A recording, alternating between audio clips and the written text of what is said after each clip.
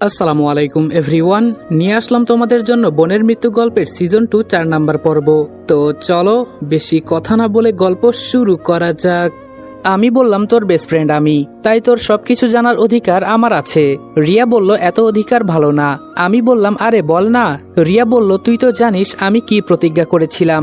আমি বললাম, জীবন এভাবে চলে না রে। রিয়া বলল, আমার কথা ছাড়, তুই বল তোর কাউকে কি পছন্দ হয়। আমি বললাম, আছে একজন। রিয়া বলল, সত্যি? আমি বললাম, হ্যাঁ। রিয়া হাসি মুখে বলল, মেয়েটা কে রে? আমি বললাম, আছে একজন, তবে ওকে এখনো ভালোবাসার কথা জানাই নাই।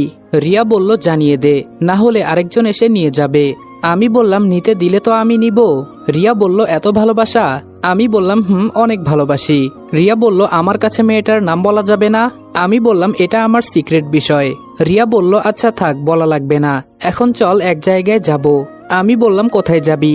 রিয়া কপালে হাত দিয়ে বলল, জানিস রনি, আমি কখনোই ভাবি নাই যে আমার জীবনে কেউ আসবে। আমি বললাম, মানে? রিয়া বলল, একটা ছেলেকে আমার প্রথম দেখেই অনেক পছন্দ হয়ে গেছে। আমি একটু ভয়ে ভয়ে বললাম, কি বলিস, তোর মাথা খারাপ হয়ে গেছে? রিয়া আমার দিকে তাকিয়ে বলল, তুই তো জানিস আমি বিয়ে করতে চাই না। আমি বললাম, হ্যাঁ, আর এই কথা শুধু আমি না, সবাই জানে। রিয়া বলল, বাবা সেই দিন আমাকে অনেক অনুরোধ করেছে এই বিষয়ে। আমি বললাম, পরে? রিয়া বলল, কি আর করব, বাবার কথা তো আর ফেলতে পারি না। ছেলে আমাদের বাসায় বেড়াতে এসেছিল, বাবার নাকি বন্ধুর ছেলে। ও খুব সাদাসিধে, কারোর সাথে তেমন কথা বলে না, সব সময় মাথা নিচু করে চলে, আর ও একটা মাদ্রাসার শিক্ষক। রিয়ার কথা শুনে আমার ভেতরে যে কি চলছে বুঝাতে পারবো না। এসব কি বলছে রিয়া? আমি ওকে পটানোর এত চেষ্টা করছি, আর এর মাঝেই অন্য কেউ ঢুকে পড়লো। আমার মনটাই একদম ভেঙে গেছে। তাহলে আমার প্রেম কি সফল হবে না? তাসলিমার মতোই আমাকেও কান্না করতে হবে হয়তো। রিয়া বলল, কি রে রনি, কি চিন্তা করিস? আমি বললাম, তেমন কিছু না, কিন্তু হঠাৎ করে তোর এই সিদ্ধান্ত কেন? রিয়া বলল, সেই দিন তুই বলেছিলি না রিয়া, একা একা জীবন পার করা যায় না।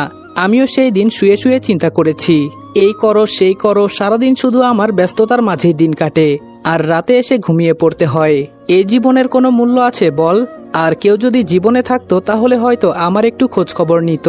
আমি কি বলবো, বলার ভাষা একদম হারিয়ে ফেলেছি। রিয়ার এমন পরিবর্তন দেখে সত্যি খুব খারাপ লাগলো। আমি ওকে এত করে চাই, ওর জন্য আমি নিজের জীবন দিতেও দ্বিধা করি নাই। তাও কেন ও বুঝতে পারে না আমি ওকে কতটা ভালোবাসি? মন খারাপ করে বললাম, তাহলে তুই কি ওকে পছন্দ করিস? রিয়া বলল, আমি জানি আমার বাবা সবসময় আমার ভালোই চায়, যা করে আমার ভালোর জন্যই করে, তাই ওনার কথা আমি তো আর ফেলতে পারি না। আমি উপরে তাকিয়ে মন খারাপ করে বললাম, ভেতরটা জ্বলে যাচ্ছে, ভালোবাসা মরে যাচ্ছে। হায়রে ভালোবাসা, নাহি মিটলো মনের আশা। রিয়া বলল, এটা কি বললি? আমি বললাম, এই তো জাস্ট মনের একটা ভাব প্রকাশ করলাম। রিয়া বলল, কোনো কারণে কি তোর মন খারাপ? আমি বললাম, কাছের মানুষই তো বুঝতে পারে না আমি তার কাছে কি চাই, আর তুই আবার কি বুঝবি, থাক বাদ দে। রিয়া বলল, হঠাৎ করে তোর কি হলো বলতো? আমি বললাম, আচ্ছা রিয়া, আমি যদি কোনো সময় হারিয়ে যাই একা একা থাকতে পারবি তো? রিয়া বলল, কি রে রনি, সত্যি করে বলতো তোর কি হয়েছে, আর এমন অদ্ভুত ধরনের কথা বলছিস কেন? আমি বললাম, জানিস রিয়া, মানুষের জন্য আমি অনেক কিছু করেছি, কিন্তু কেউ আমার মনের কথা বুঝতে চায় নাই। রিয়া বলল, তুই কখনো কাউকে তোর মনের কথা বলেছিস? আমি বললাম, বললে কি হবে, ও কেন বুঝে না আমি ওকে কতটা ভালোবাসি? রিয়া বলল, তাকে না বললে কিভাবে বুঝবে রে গাধা? আমি বললাম, ভালোবাসি বললেই কি ভালোবাসা হয়ে যায় রিয়া? রিয়া বলল, বলতে পারবো না। আমি বললাম, ওর ভেতরে কোনো ভালোবাসা নেই আমার জন্য। রিয়া বলল, চেষ্টা করে তো দেখতে পারিস। আমি বললাম, আর কত চেষ্টা করব বল? রিয়া বলল, দেখ, আমি নিজে স্বরাষ্ট্রমন্ত্রী, তোর কাকে পছন্দ শুধু আমাকে একবার বল, তাকে তুলে নিয়ে আসবো। আমি বললাম, তাকে তুলে আনার ক্ষমতা তোর নেই, কারণ সে নিজেও জানে না কি সব কথা বলছে। তার সাথে প্রতিদিন আমার দেখা হয়, কথাও হয়, কিন্তু ও বুঝে না, এখনো আমার কাছে কোনো জায়গায় বসে আছে হয়তো। রিয়া মাথায় হাত দিয়ে বলল, কার কথা বলছিস তুই বলতো? আমার মাথায় আসছে না কিছুই। আমি বললাম, এত মাথা খাটাতে হবে না। হঠাৎ রিয়ার ফোন এলো, ফোনটা রিসিভ করে রিয়া কিছুক্ষণ কথা বলে রেখে দিল। আমি বললাম, কে কল দিয়েছে? রিয়া বলল, বাবা কল করেছিল। আমি বললাম, কেন, চলে যেতে বলল নাকি? আমি বললাম, কেন, চলে যেতে বলেছে নাকি? রিয়া বলল, বলেছে কালকে আমার বন্ধু বান্ধব যত আছে সবাইকে দাওয়াত দিতে। আমি বললাম, কালকে কি তোর জন্মদিন নাকি? রিয়া বলল, আরে না, আমার জন্মদিন তো আরো অনেক পরে, তবে বাবা কি করতে চাইছে বলতে পারবো না। আমি বললাম, আচ্ছা তাহলে আজকে কি উঠবো? রিয়া বলল, আমার তো এখানেই অনেক ভালো লাগছে, মনটা চাইছে আর বাসায় না যেতে, এখানেই বসে থাকি। আমি বললাম, না রে, এখানে আর বেশি সময় থাকা যাবে না, শেষ একটা কথা বলবো রিয়া, রিয়া বলল হুম বল। আমি বললাম ছেলে কি তোর সত্যি পছন্দ হয়েছে? রিয়া বলল পছন্দ হয়েছে বলতে তুই তো জানিস আমি বাবার কথার অমান্য হই না, তাই উনি যা বলে আমাকেও তাই করতে হয়। আর ছেলে মোটামুটি দেখতে শুনতে অনেকটাই ভালো আছে, এই কোনো রকম চলে বলতে পারিস। আমি মন খারাপ করে বললাম ওহ চললেই ভালো। রিয়া বলল তবে আমার এখন তেমন বিয়ে করার ইচ্ছে নেই। আমি বললাম থাক আর মিথ্যে কথা বলতে হবে না, আচ্ছা তাহলে আজকে যা। রিয়া বলল এই তুই এত যা যা করছিস কেন, কিছুক্ষণ বসে থাকি না, আমার অনেক ভালো লাগছে। মনে মনে বললাম থাকতাম, তবে তুই যদি আমার হতিস সারাদিন না সারা জীবন তোকে বুকের মাঝে নিয়ে বসে থাকতাম। তবে আমি যতটুকু সম্ভব তোর জন্য চেষ্টা করব। তোকে তো এখন আর বলতে পারবো না আমি তোকে ভালোবাসি, কারণ কি জানিস তুই এখন আমার বেস্ট ফ্রেন্ড, তোর মনটা আমি আর ভাঙতে চাই না। হঠাৎ করে রিয়া বলল আচ্ছা রনি আজকে তাহলে যাই, এমনি অনেক দেরি হয়ে গেছে, আর কালকে সকালেই চলে আসবি। আমি বললাম সেটা তোর বলতে হবে না। রিয়া গাড়িতে উঠে চলে গেল, আমি অন্য পাশ ফিরে হাঁটতে লাগলাম। রিয়া আমাকে ডাক দিয়ে বলল কি রে তুই হেঁটে যাচ্ছিস কেন? আমি বললাম তোর সাথে বসার যোগ্যতা আমার নেই, কিছুক্ষণ আগে সব শেষ হয়ে গেছে।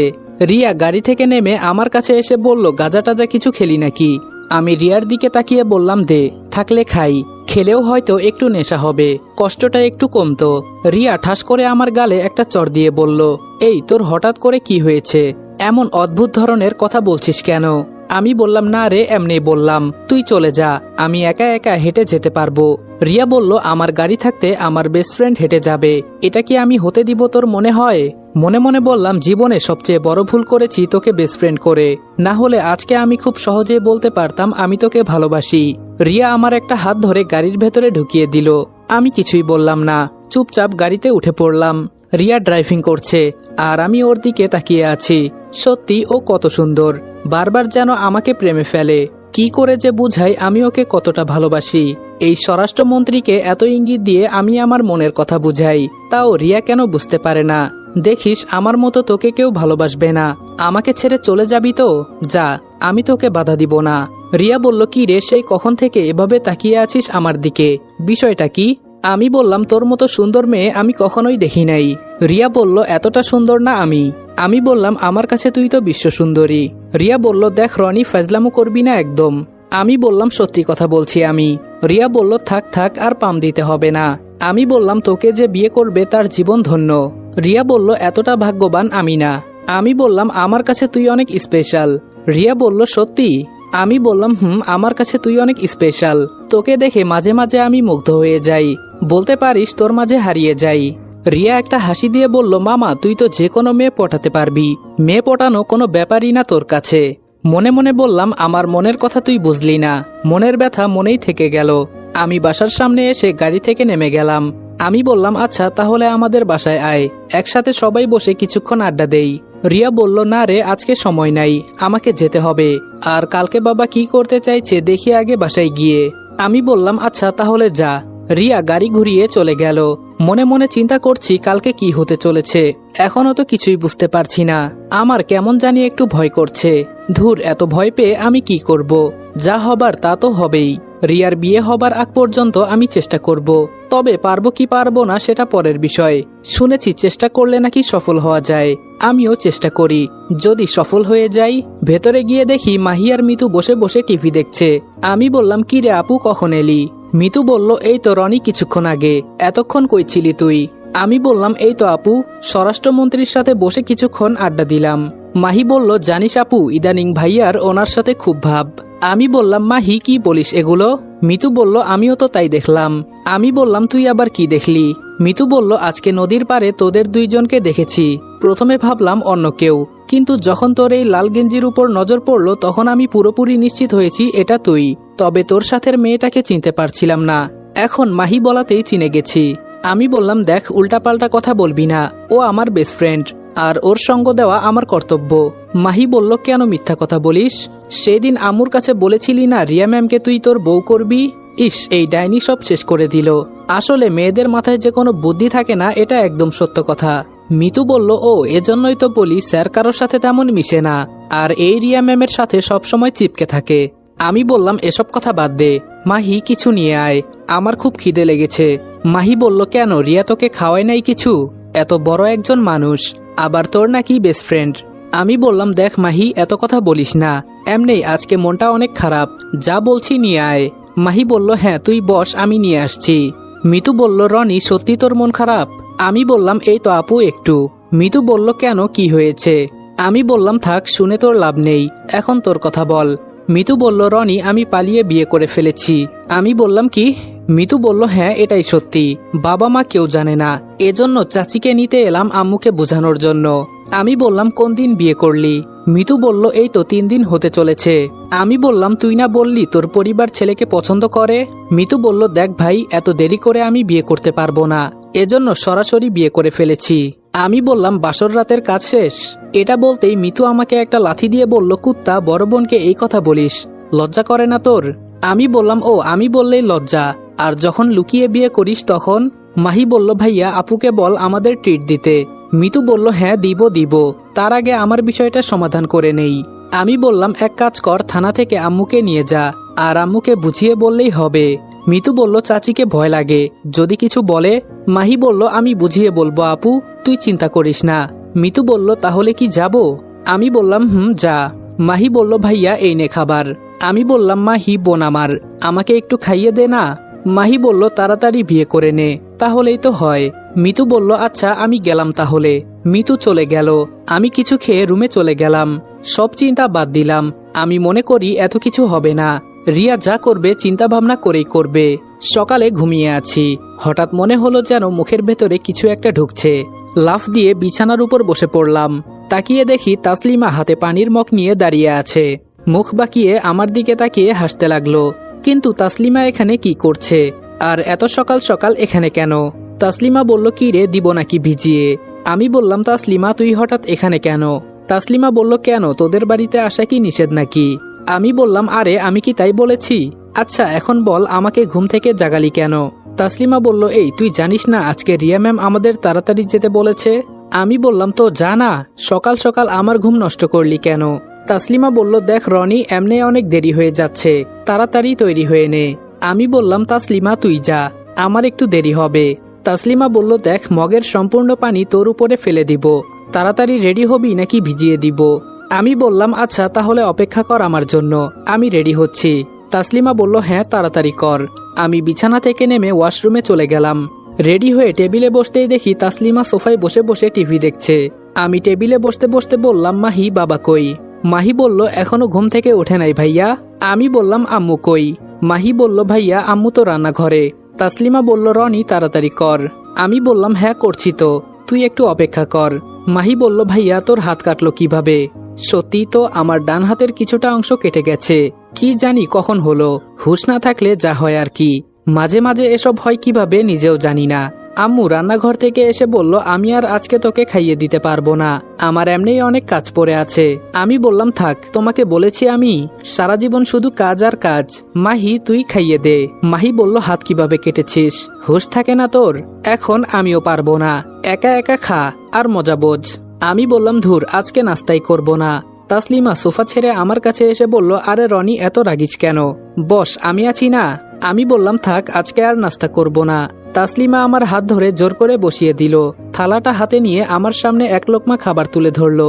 আম্মু আর মাহি তো অবাক হয়ে তাসলিমার দিকে তাকিয়ে আছে। আমি আর কি বলবো, ওর ব্যবহার হঠাৎ এভাবে চেঞ্জ হয়ে যাচ্ছে কেন, কিছুই তো বুঝতে পারছি না।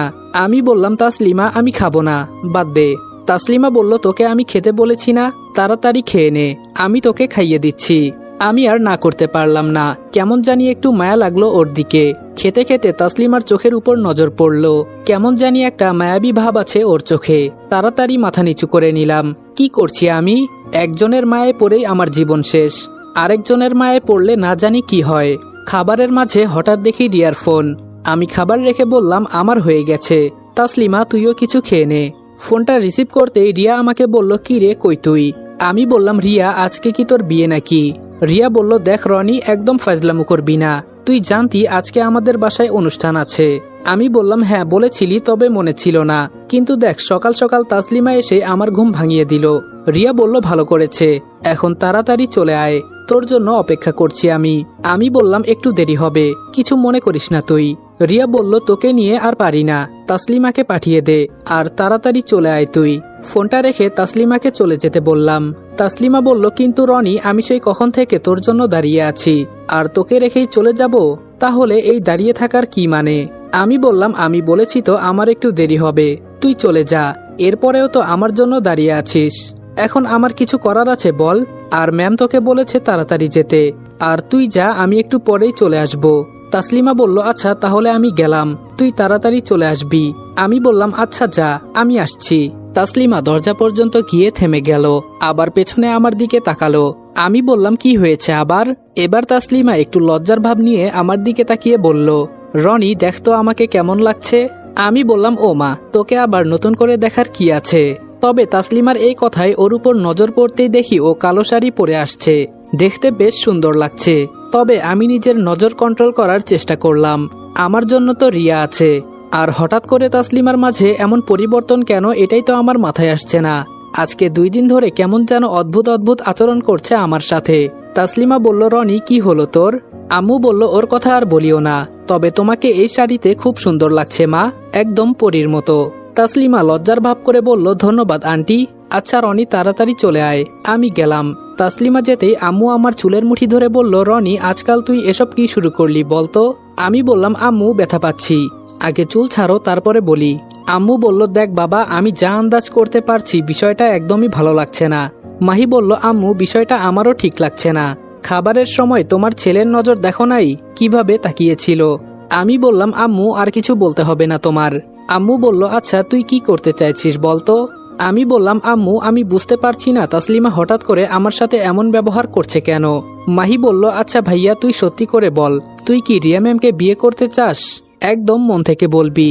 আমি বললাম, আর যাই কিছু হোক না কেন, তোর ভাবি হবে রিয়া ম্যাম, এটা জেনে রাখিস। আম্মু বলল, সবকিছু সামলাতে পারবি তো? আমি বললাম, মাঠে যেহেতু নেমেছি, গোল দিবই, তুমি চিন্তা করো না আম্মু। আচ্ছা আমি গেলাম, আমার দেরি হয়ে যাচ্ছে। আম্মু বলল, হ্যাঁ যা, আর নতুন করে আবার কোনো ঝামেলা তৈরি করিস না।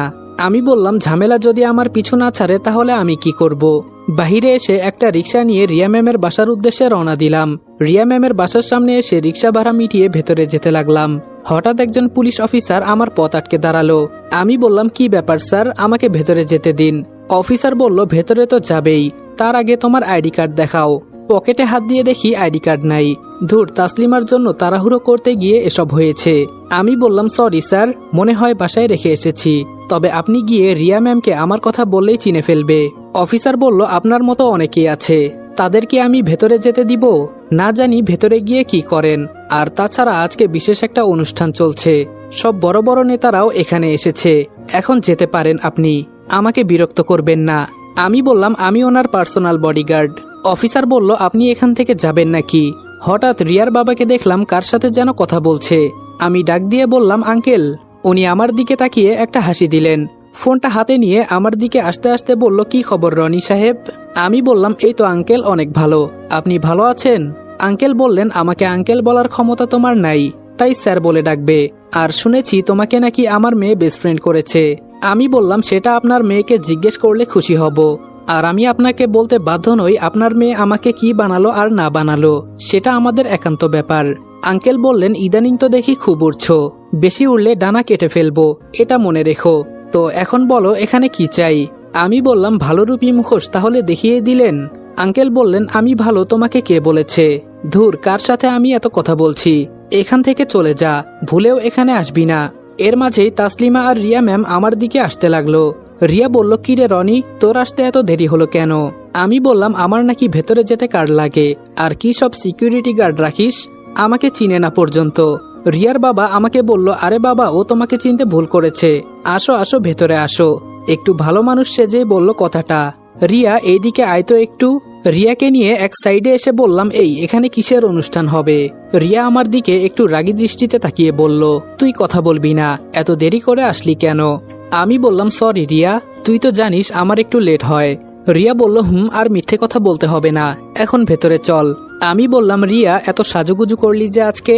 রিয়া বলল, আরে আমি এসব করতে চাই নাই, বাবা কাদের নিয়ে আসছে এখানে, ওরা আমাকে সাজিয়ে দিয়ে গেছে। আমি বললাম, তোর কপালে একটু হাত দিব? রিয়া বলল, কি করবি? আমি বললাম, একটা চুমু দিব। রিয়া আমার দিকে অগ্নি চোখে তাকিয়ে বলল, ফাজলামো করিস? আমি বললাম তো কি বলবো, হাত দিয়ে কেউ চুমু দিতে পারে? রিয়া বলল বাজে কিছু করবি না তো? আমি বললাম ধুর থাক তুই, তোর সাথে আর কথাই বলবো না, আমাকে বিশ্বাস করতে পারিস না তুই। রিয়া আমার একটা হাত ধরে বলল সরি। আমি বললাম তুই আমার বেস্ট ফ্রেন্ড, তোর অনুমতি নিয়ে আমি সবকিছু করি, কখনো আমার কারণে তুই কোনো বিপদে পড়েছিস বল? আর মানুষের বেস্ট ফ্রেন্ডের মাঝে কত সুন্দর সম্পর্ক দেখি, দেখলে মনে হয় যেন গার্লফ্রেন্ড বয়ফ্রেন্ড, জিজ্ঞেস করলে বলে আমার তো বেস্ট ফ্রেন্ড। আর আমি তোর বেস্ট ফ্রেন্ড হয়েও না তোর সাথে একটু ভালো করে কথা বলতে পারি আর না কোনো আবদার করতে পারি। রিয়া আমার দিকে অসহায় দৃষ্টিতে তাকিয়ে বলল সরি রনি, আমার কাছে এত কিছু আশা করিস তুই, আর আমি তোর জন্য কিছুই করতে পারি না। এবার আমি রিয়ার কপালে হাত দিয়ে টিপটা সুন্দর করে কপালে দিয়ে দিলাম। রিয়া চোখ বন্ধ করে ফেলল। জায়গাটা দূর থেকে এতটা দেখা যায় না, তাই কেউ হয়তো আমাকে আর রিয়াকে দেখতে পারতেছে না। আর তাসলিমাকে দূরে রেখে আসছি, আমি জানি ও থাকতে কেউ এই জায়গা দিয়ে যেতে পারবে না। রিয়া এবার আমার দিকে তাকিয়ে বলল জানিস রনি, এখন কেন যেন আজকাল আমি সুখের স্বপ্ন দেখি। আমি একটা হাসি দিয়ে বললাম রিয়া তুই সুখে থাক, এটাই আমি সবসময় চাই। রিয়া বলল রনি এখন ভেতরে চল, এমনি অনেক দেরি হয়ে গেছে, পরে কেউ সন্দেহ করবে। আমি বললাম সবাই জানে আমি তোর বডিগার্ড, তাই আমি জানি কেউ কিছু মনে করবে না। রিয়া বলল আরে তাড়াতাড়ি চল তো, ও মনে হয় দাঁড়িয়ে আছে। আমি বললাম এই নীল শাড়িতে তোকে নীল পরীর মতো লাগছে, সত্যি মনে হচ্ছে আজকে যেন তোকে আমি নতুন করে দেখলাম। রিয়া বলল থাক আর বলতে হবে না, পরে কি থেকে যে তুই কি বলে ফেলবি নিজেও বলতে পারবি না। আমি বললাম সত্যি তোকে খুব সুন্দর লাগছে, যে কোনো ছেলে তোকে এই অবস্থায় দেখলে তোর জন্য পাগল হয়ে যাবে। রিয়া এবার লজ্জা নিয়ে আমার মুখের দিকে তাকিয়ে বলল সত্যি? আমি বললাম হ্যাঁ, আমি তোর বেস্ট ফ্রেন্ড, আমি কি তোকে মিথ্যা বলতে পারি? রিয়া এবার একটু লজ্জা পেয়েই বলল চল রনি, আমাদের দেরি হয়ে যাচ্ছে। আমি বললাম আমার মন চাইছে না রে যেতে, এখানেই দাঁড়িয়ে থেকে তোর সাথে কথা বলি। রিয়া বলল দিব একটা চর, চল তো, খালি ফালতু কথা বলিস। রিয়ার পেছনে পেছনে আমিও যেতে লাগলাম। তাসলিমা আমার দিকে তাকিয়ে বলল কি রে রনি, এত কি কথা বললি ম্যামের সাথে? আমি বললাম আমার বেস্ট ফ্রেন্ড রিয়া, আমি তাকে কি বলবো না বলবো সেটা আমার বিষয়। তাসলিমা বলল সত্যি তুই অনেক ভাগ্যবান। আমি তাসলিমার দিকে তাকিয়ে বললাম কেন? তাসলিমা হাসতে হাসতে বলল রিয়া ম্যামের বডিগার্ড তুই, বিষয়টা চিন্তা করা যায়, তিনি একজন দেশের স্বরাষ্ট্রমন্ত্রী। আমি বললাম এত চিন্তা করতে হবে না, এখন চল দেখি ম্যাম কি করে। তাসলিমা বলল রনি চুলগুলো আঁচড়ে নে, কেমন যেন পাগলের মতো লাগছে তোকে। আমি বললাম পাগল হতে পারলেও অনেক ভালো হতো, কোনো চিন্তা থাকতো না। তাসলিমা বলল রনি খুব করে আজকে তোকে একটা কথা বলতে ইচ্ছে করছে। আমি তাসলিমার দিকে তাকিয়ে বললাম তোর গালগুলো এমন লাল হয়ে যাচ্ছে কেন? তাসলিমা বলল ধুর যা তো তুই, এমন ভাবে বলিস আমার কি লজ্জা করে না? আমি বললাম বুঝলাম না কি এমন বলে ফেলেছি, আর এত লজ্জার কি আছে? তাসলিমা বলল তুই বুঝবি না। রিয়া ম্যাম ইশারা করতেই আমি আর তাসলিমা গিয়ে বডিগার্ডের মতো ম্যামের পেছনে গিয়ে দাঁড়ালাম। হঠাৎ করে রিয়ার বাবা সবাইকে উদ্দেশ্য করে বলতে লাগলো আপনারা তো সবাই আমার মেয়ের কথা জানেন। আমি বললাম কি রে রিয়া, নতুন করে আবার নির্বাচন করবি নাকি যে তোর বাবা তোর কথা সবাইকে বলছে? একটু আস্তে করেই বললাম এই কথা। রিয়া আমার পায়ে লাথি দিয়ে চোখ লাল করে তাকিয়ে বলল চুপ করতে। রিয়ার বাবা আবার বলতে লাগলো আমি স্পষ্টভাবে আপনাদের বুঝিয়ে বলি, তাহলে বুঝবেন। আমার মেয়ে সেদিন বলেছিল ও নাকি বিয়ে করবে না, ও সেই দিন আমার উপর রাগ করে এই কথা বলেছে, এখন ওর সব রাগ শেষ হয়েছে। তাই আমি বলতে চাইছি খুব শীঘ্রই আপনারা আমার মেয়ের বিয়ের আমন্ত্রণ পাবেন, খুবই তাড়াতাড়ি। আর ছেলেটাও খুব ভালো, ছেলেটা আমার বন্ধুর, খুব শীঘ্রই ওদের বিয়ের কথা বলা হবে। আপনারা সবাই আমার মেয়ের জন্য দোয়া করবেন। এটা শুনেই আমার কলিজার ভেতরে একটা মোচড় দিল, মনে হচ্ছে যেন আমার ভেতরে তুফান সৃষ্টি হচ্ছে। তার মানে রিয়া সেই দিন যা বলেছে সব কি সত্যি? এটা মানা যাবে না। রিয়া চলে গেলে আমার কি হবে? আমি তো ওকে অনেক ভালোবাসি, আমি কি ওকে ছাড়া থাকতে পারবো? কখনো না। আচ্ছা রিয়া কি এই বিয়েতে রাজি? আরে ও রাজি হবে কেন? আমার মনে হয় ওর বাবা ওর সাথে জোর করে বিয়ে দিচ্ছে, কিন্তু আমি বেঁচে থাকতে এটা হবে না। আমি যে রিয়াকে অন্য কারো ঘরের বউ হতে দেখতে পারবো না। ওর বিয়ে হলে তো আমি শেষ হয়ে যাব, আমার সব স্বপ্ন শেষ হয়ে যাবে। হঠাৎ তাসলিমা আমার সামনে হাত রেখে বলল কি হয়েছে রনি? আমি বললাম কিছু না। তাসলিমা আস্তে করে বলল তোর চোখ লাল হয়ে গেছে কেন, আর হঠাৎ করে তোর কি হলো? মনে হচ্ছে যেন চোখ দিয়ে পানি পড়বে। রিয়া ম্যাম চুপ করে দাঁড়িয়ে আছে, কোনো কথা বলছে না। আর রিয়ার বাবা মাইক হাতে নিয়ে কথা বলছে, তবে আমার কানে শুধু এটাই ভেসে আসছে খুব শীঘ্রই রিয়ার বিয়ে হবে। তাসলিমা বলল রনি কি চিন্তা করিস, মন খারাপ নাকি তোর? আমি বললাম এখানে দাঁড়িয়ে থাক, আমি একটু চোখে পানি দিয়ে আসি। তাসলিমা বলল কি হয়েছে? আমি বললাম চোখে কি জানি পড়েছে। তাসলিমা বলল সাইডে আয়, আমি দেখে দিচ্ছি। আমি বললাম তার দরকার নেই, রিয়া ম্যামের থেকে সরে যেতেই রিয়া আমার দিকে আড়াল চোখে তাকালো। তাসলিমা রিয়ার কানে কি জানি বলতে লাগলো, হয়তো আমার কথা বলছে। ওয়াশরুমে গিয়ে চোখে পানি দিতে লাগলাম। মনটাকে মানাতে পারছি না, বুক ফেটে কান্না আসতে চাইছে। কি বলল এটা কিছুতেই মানতে পারছি না আমি, তাও নিজেকে কন্ট্রোল করলাম। রিয়াকে নিয়ে আমার অনেক স্বপ্ন বোনা আছে, দরকার হলে রিয়ার বাবার পায়ে পড়বো এর জন্য। আবার আগের জায়গায় গেলাম, গিয়ে দেখি রিয়া ম্যাম নেই। পেছনে তাকিয়ে দেখি ওখানেও নেই। আশেপাশে তাকিয়ে খোঁজার চেষ্টা করছি। হঠাৎ তাসলিমা কই থেকে আমার কাছে এসে বলল, আসসালামু আলাইকুম এভরিওয়ান। বোনের মৃত্যু গল্পের সিজন 2 4 নাম্বার পর্ব এখানেই শেষ করলাম। ভিডিওটা ভালো লাগলে লাইক এবং কমেন্ট করে দিবা, আর চ্যানেলে নতুন হলে সাবস্ক্রাইব করতে ভুলবে না। তো দেখা হচ্ছে নেক্সট ভিডিওতে। ততক্ষণ ভালো থাকবা, সুস্থ থাকবা। আল্লাহ হাফেজ।